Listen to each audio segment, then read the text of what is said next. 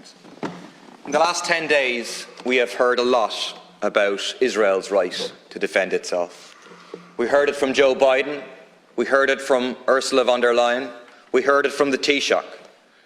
And what defence of an apartheid state looks like is now very clear.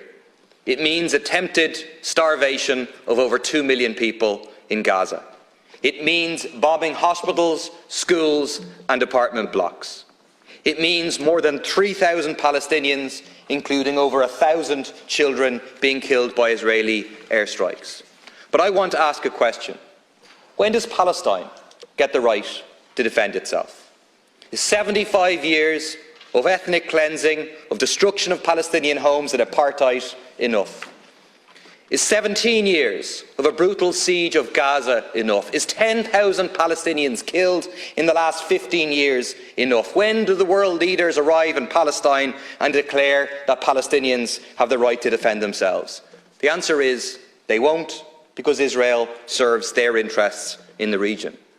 But for those of us who do support the Palestinian people, it is vital that we say they have the right to resist.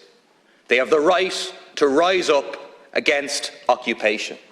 They have the right to engage in general strike, as happened today in the West Bank, against the occupation. And they have the right to armed resistance.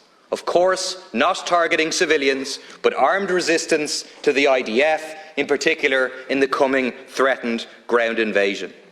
And for those of us outside Palestine, this is not just a right, but a duty to do everything that we can to stop the genocide.